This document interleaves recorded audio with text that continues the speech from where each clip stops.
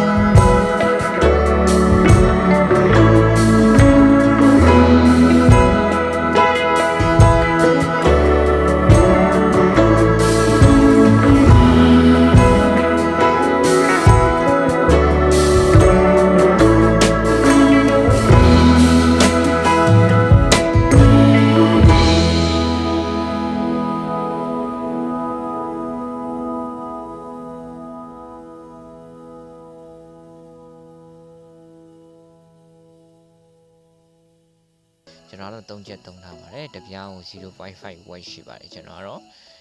volt ကတော့တူတူပဲပေါ့နော်ဒါမဲ့ကျွန်တော်တို့ solar တွေကိုပြိုင်ဆက်မှာဖြစ်ပါတယ် ampere ပဲယူမှာဖြစ်ပါတယ်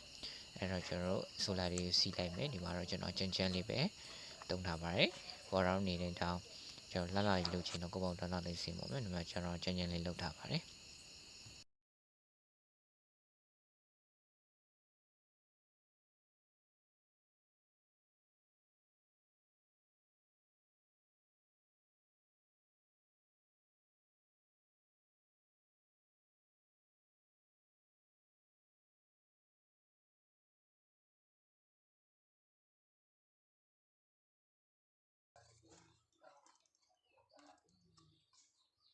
โอเคကျွန်တော်ဒီလိုလေးပြီးသွားပြီဆိုရင်တော့ကျွန်တော်ဒိုင်အုံးလေးခံပြရမှာဖြစ်ပါတယ်ဒိုင်အုံးကတော့ကျွန်တော် 1M40C7 ဒိုင်အုံးသုံးထားပါတယ်ကျွန်တော်ဒီမှာကျွန်တော်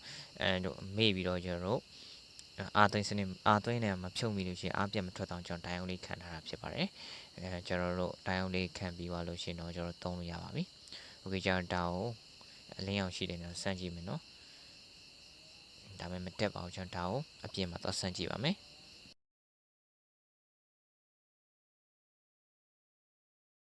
ကျွန်တော်စမ်းတဲ့ချိန်ကမိုးအုံနေအတွက်ဒီမှာတော့ကျွန်တော်တို့4 volt လောက်ပဲတက်ပါတယ်ပုံမှန်ဆိုနေရန်ပူတဲ့ချိန်မှာဆိုကျွန်တော်5 volt ထိတက်ပါတယ်ဒီဆိုလာတွေကကျွန်တော်ပုံမှန်ဆိုလာကြီးလိုပဲနေပူမှုအကြောင်းအပြင်မှာထားလို့မရပါဘူးကျွန်တော်သုံးပြီးပြန်ရုပ်ပြရပါတယ်ဘာလို့လဲဆိုလို့ရှိရင်နေပူမှုအကြောင်းကျွန်တော်အပြင်မှာထားမယ်ဆိုဆိုလာရဲ့မျက်နှာပြင်လေးကျွန်တော်မကြည့်မနေဖြစ်သွားပါမယ်အဲ့ဒါဆိုကျွန်တော်ဘို့အားဝင်နေတော့မှာဖြစ်ပါတယ်အားကြောင့်ကျွန်တော်သုံးပြီးသွားရင်ပြန်ရုပ်ပြရမှာဖြစ်ပါတယ်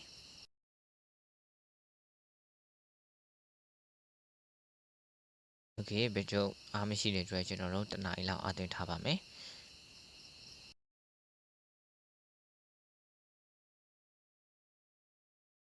โอเคကျွန်တော်တနားရီလောက်အသွင်းမိတဲ့အခါမှာအာမနေရှိပါပြီခုလိုစစရစီကြီးတဲ့အချိန်မှာကျွန်တော်ခုလိုလေးကလီပြီးတော့ပြန်လဲသုံးချကြပါโอเคအကျိုးရှိမယ်ဆိုရင် like and subscribe လေးလုပ်တော့ပေးပါဦးဗျ